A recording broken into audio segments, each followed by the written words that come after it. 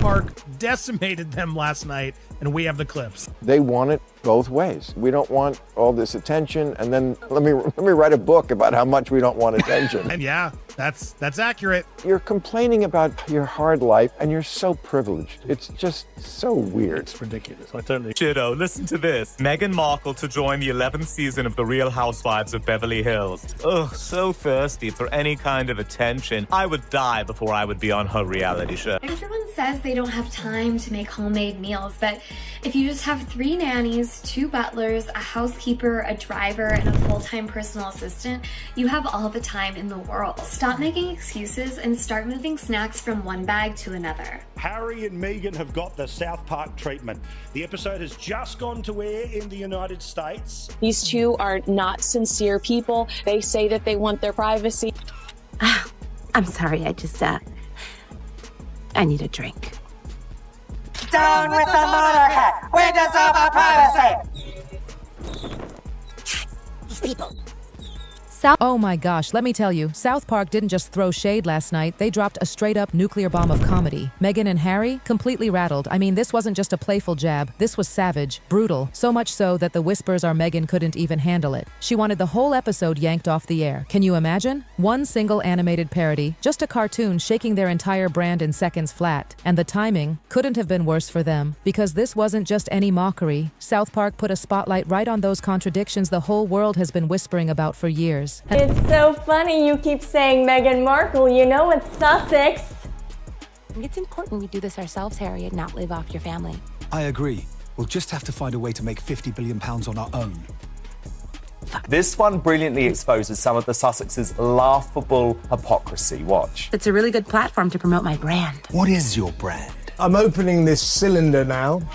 If you're watching, what a... Ta-da! So, do you have any regrets yourself? Of course. Don't we all? Probably my main regret is, the way that everyone else has acted. That's the thing that's most regrettable, in my opinion. My question is for Meghan. Meghan, besides holder of briefcase 24 on Deal or No Deal, what do you think your most impactful role was? And then people kept wanting to get a picture. Because I'm on Real Housewives of Beverly Hills. So, a lot of people coming up to us. Uh-huh. It's so nice to have you back in London, Meghan. I've missed our little lunches. We've never had lunch together, Kate. Well, we must continue the tradition. Is there anything that you would do differently? Yes, I would ask people to tell the truth.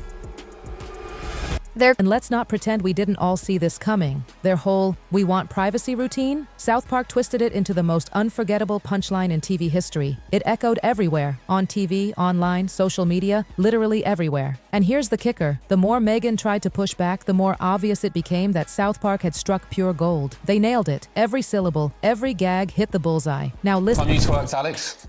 I don't think I've ever twerked in my life. You must have. I genuinely mean that. If there's any footage that ever comes out of me twerking, I'll pay for all your pints one night. How about that? Meghan, she's an American celebrity, so I can kind of forgive her for it. It's definitely her idea. She's like, Prince Harry is a prince of the realm. You imagine the centuries of history and tradition in this country, the respectful organisations that he was or is an ambassador of, the military, and you're behaving like that and happy to release it in public. I mean, it's just so demeaning. Yeah, she's a narcissist and he's quite thick. Oh, and I brought some of my homemade ketchup. I'm coming out with a line of condiments, ketchups, mustards, that sort of thing. We're really taking LA by storm. Yeah, and the show's been a great platform to help me promote my brand. It's already a brand. It's called Heinz. Yeah, we're hoping the ketchups and mustards are going to be sold at Whole Foods, which, would be huge. Oh, and they're all organic, in case anyone was wondering. We weren't. It will focus on Meghan Markle's character's struggle to balance her legal career while also caring for an unemployed immigrant. We want privacy! We want privacy! Built electric cars, he's going to Mars. Why is he even involving himself with Twitter? It would be like if the Prince of England gave it all up just to marry an actor from Suits. Okay, I see. And then you added your husband to your friends and family account. You must be the Royal Prince Millionaire World Traveler victim. That's right. And you know what else? To hell with Canada. We are leaving. We'll go find some quiet place where we can be normal people. Come on, wife. Listen, South Park has roasted celebrities for decades. Nobody is safe. But this one landed differently. It wasn't just another parody, it cut deep. And word is, Meghan absolutely spiraled. She was furious. So furious that she allegedly demanded the episode be banned. But here's the juicy part. In doing so, she only made things worse. Because every single joke, it hit right where it hurt. South Park's creators didn't even have to stretch that far. They just went after the most obvious thing, the contradiction everyone already talks about. Screaming for normal lives and privacy, yet chasing the spotlight at every single turn. And South Park?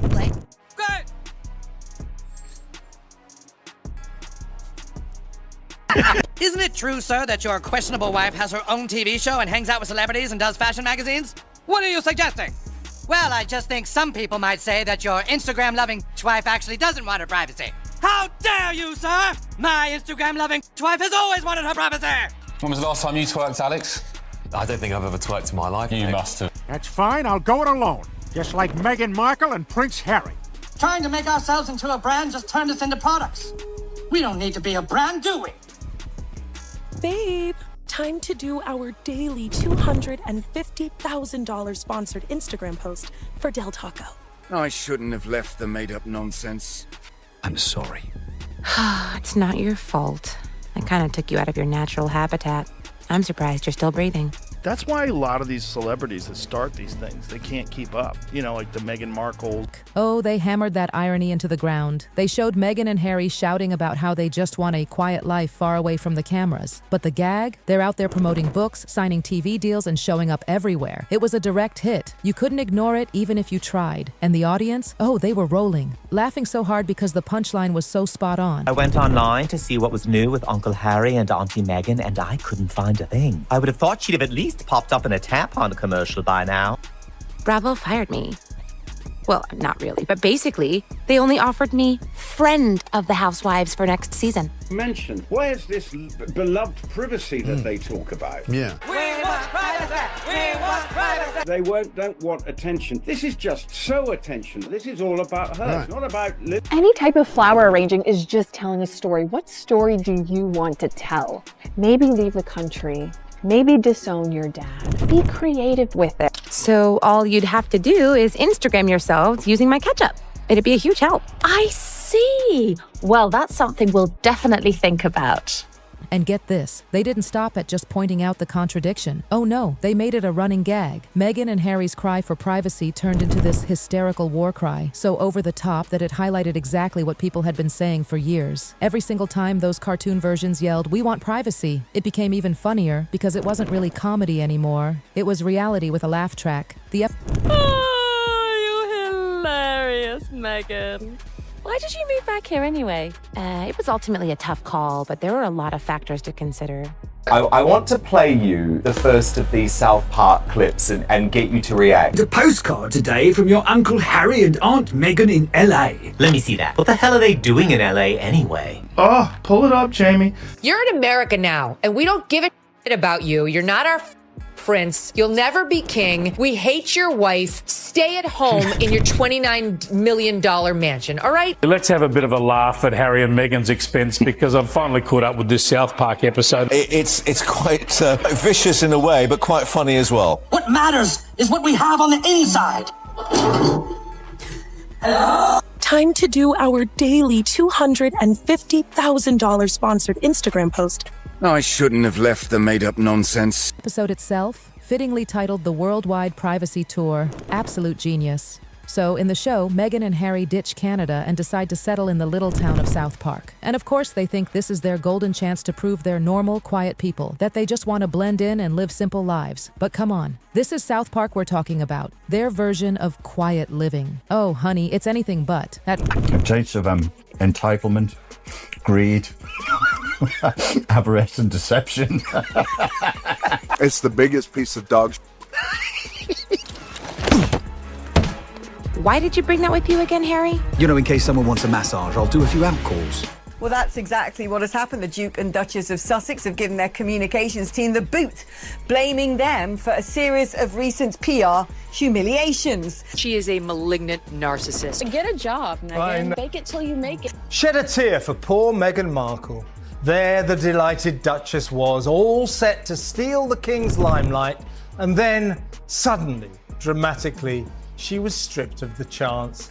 Damn! Harry and Meghan are their own worst enemies. This is a disaster. This is a flop. Whatever the hell that means, perhaps she'll take solace in her own expanding opportunity. You're in America now, and we don't give a about you. Unlike for Harry and Meghan, who yet again seem to have axed their entire staff body. First, the cartoon versions play it sweet. They talk about their dream life, a quiet town, simple routines, maybe even raising their baby far away from flashing cameras. Sounds cute, right? Sounds like exactly what they've been preaching. But South Park flips it instantly, because their version of privacy is really just them trying to look normal, all while still keeping every single eyeball glued to them. My soul weeps in languages I've not yet chosen to invent. Just follow my lead, Harry. I've been on TV for years, so I'm kind of a pro.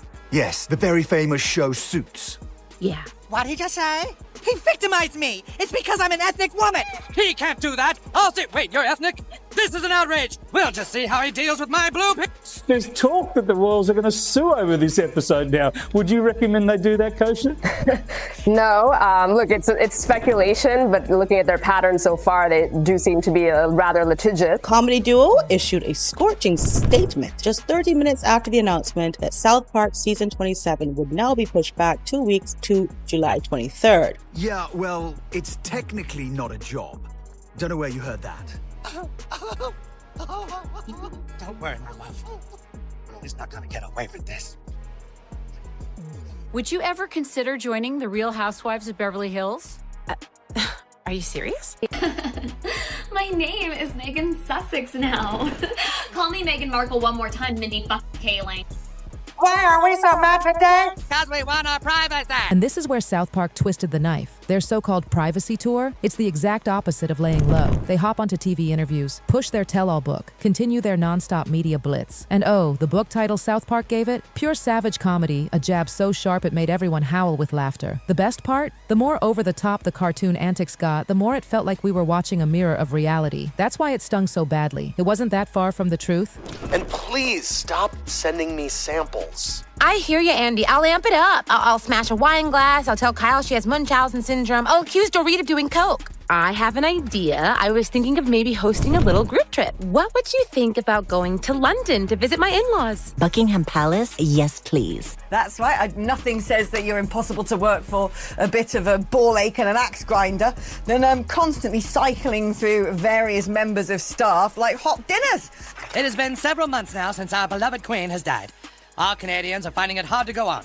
All Canadians, that is, except for our first guest, the Prince and his wife. And after the comedy of errors that was American Riviera Orchard and the ongoing chaos of Manic Meg's scam jam car crash as ever, perhaps caution is called for here. I've read Spare. I've read it cover to cover. They are a damaged couple. They are people in trauma. And then the show went straight for the jugular. Meghan and Harry constantly trashing the press, but then what do? Profit off the same attention they claim to hate. In the parody, cartoon Harry's like, the press is stupid, my family's stupid, while at the same time being reminded, didn't you just write a book, spilling every detail about that same family? Boom. A brutal, devastating punchline that no interview or PR campaign could ever defend against. Hey, can you two keep it down? Hey, you ever heard of a thing called privacy? Over, under, around, and through. Meet Mr. Bunny Rabbit, pull, and through! I did it! Good job, Harry. It is uncomfortable, but I don't think, because she's done this before for photos, I don't think that is a real baby bump. I think way too big. It's way too big. And sort of too low as well. Yeah, it's like a metre out there. I mean, it looks the wrong shape. Where's she going to give birth there? Through her knees or something? I mean, that is too... Don't you see, Butters? Teaching people to think of their brand just makes more people like them. This whole thing is wrong. They're telling you guys to reduce yourself into products. Hey, guys. So funny bumping into you. Yeah, I mean, we all live here now, so not that funny. We're just performers instead of human beings. He's right. Trying to make ourselves into a brand just turned us into products. We don't need to be a brand, do we? We couldn't get jobs and we ran out of money. We ate chicken out of bowls and rode in big cars full of smelly people to something called work. Every day was a new nightmare. Hey! You ever heard of a thing called privacy? Yeah, nobody gives a shit. Will you two just shut up and go away? And that's the brilliance of South Park here. They didn't even have to invent much. Everything they roasted, it was already out there. The writers just exaggerated what the world already knew. It was like watching a mirror being held up, and it was brutal. That's why this episode landed with such force. It wasn't just a comedy skit, it was the truth, played out as satire. And Meghan, she couldn't take it. It has really upset Meghan Markle. Like the gross disrespect to the intimacy and privacy of marriage and childbirth. Okay, then you must be in the national system. Oh yeah, is this you? Sorority girl, actress, influencer, victim. Yeah, that's totally me. So you hate journalists? That's right. And now you wrote a book that reports on the lives of the royal family. Right. So you're a journalist. Park County Police Station, what's your emergency? Yeah, the neighbors across the street are setting off fireworks and it's 10:30 at night. Oh, is it the Prince of Canada and his wife who just want to be left alone? Yeah, come on, honey. We don't need this place. Honey? It's so funny, too, that you keep calling me Megan. You know, it's Megan now. I feel like the focus is starting to shift off of me. Maybe in editing you'll fix it. People were saying meh. It's not meh. It's pronounced me. The H is silent. I don't know what to do. How are we going to pay for school for Archie? I have to tell you, I never realized so many things cost money. Like this chicken. I bet you had to pay for it. But you're the same. You're the same. Like, I know. Yeah. I know. Yeah. Like, guys, you don't gotta do this. Please, I'm begging you to stop. And oh, here's where it got even more biting. South Park went after Meghan and Harry's endless obsession with keeping their children private. But instead of showing real protection, they turned it into a joke. They mocked those carefully staged family photos with emojis covering the kids' faces. On the surface, it looked like an attempt at privacy. But in the parody, it came across as absurd. And honestly, that's how a lot of critics in real life already see it. The joke was so sharp because it mirrored actual criticism Meghan has faced, trying to share just enough to keep people interested while still pretending it's about shielding her kids. Well, it's an apartment, so. Yes, an apartment palace, I know that. Lots of tiny palaces inside one big palace. Have you always been a natural creative? Of course. I remember one example. I suggested to the royal family we should do a Real Housewives of Buckingham Palace, but they were against it every step of the way. Dad, do you have any cash for a cab? Oh, look, Grandma's on the money. I never noticed that before. We want privacy! We want privacy! You just can't keep faking it. It's too hard. The cartoon nailed that contradiction perfectly. They basically screamed out, "You want it both ways." Show just enough to keep people curious, but not enough to actually stay private, and that right there is why it stung so much, because it was too close to the truth. Viewers weren't just laughing, they were nodding along, thinking, wait, they really do this. By the end, the parody zoomed in on Meghan's relentless hunger for the spotlight. Commentators in the episode flat out said it. Her push for visibility isn't about privacy at all. It's about clinging to fame. Even her children, yes, her children, were portrayed as part of the brand strategy. Sweet images carefully dropped to soften her look and keep the public hooked. It was savage. It was uncomfortable. But it was also exactly what many critics already whisper. And here's the kicker. South Park turned that cycle into one giant running joke. Privacy demands followed by media deals, crying about the press, then using the press for attention, over and over again. And the more they exaggerated it, the more people saw how close it was to real life. The audience wasn't just laughing at a cartoon. They were laughing because it all felt real. But wait, as if that wasn't messy enough,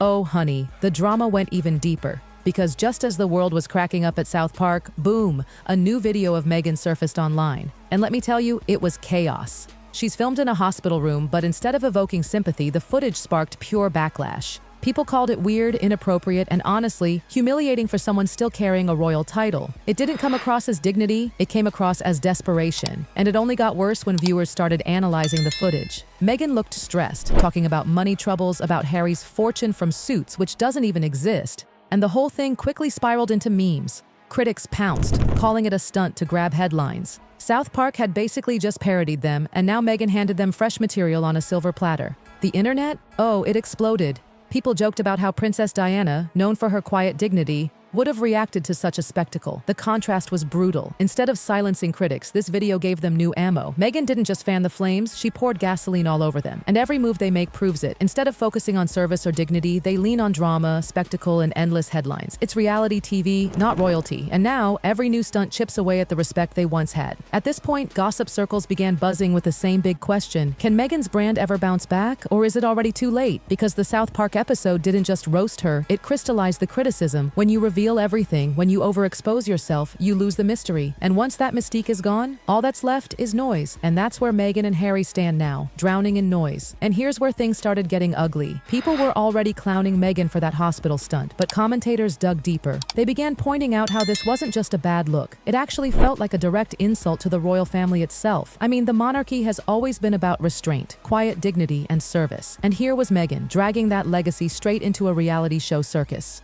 Think about it. The Queen spent her entire life avoiding spectacle, never making it about herself, always about duty. But Meghan, she flipped the script completely. Instead of dignity, she's chasing clicks. Instead of restraint, she's serving Instagram reels. And the gap between those two worlds? Oh, it's massive. And of course, critics weren't shy. They started saying Meghan has turned the monarchy into content. Every milestone, every family tie, every sacred name flipped into a PR opportunity. Even the baby's name, Lilibet, once seen as a touching tribute, now feels hijacked. Hijacked for branding, for headlines, for staying relevant. And that right there is why the backlash felt so personal for so many people. Commentators also pointed out how Meghan's posts about her children seemed less about protection and more about provocation. King Charles, struggling with health issues and already having limited time with his grandchildren, gets little glimpses of them. Blurry, half-hidden photos with emojis slapped over their faces. Critics said it didn't feel protective. It felt taunting. Like Meghan was using the kids to push back at the royals, to remind them who controls the narrative. And people did not like it. The gossip around this angle got louder and louder. Meghan wasn't just breaking tradition, she was mocking it. The monarchy's brand is built on mystery and elegance, but she was dragging it down into the noise of social media. And in doing so, she made herself look less like a royal and more like, well, a reality star trying to stay trending. And then came the harsher theories. Was this really all spontaneous? Or was every move, every clip, every mistake carefully staged for a bigger project? Some speculated that Meghan was quietly filming content for Netflix, Hulu, or another streaming giant.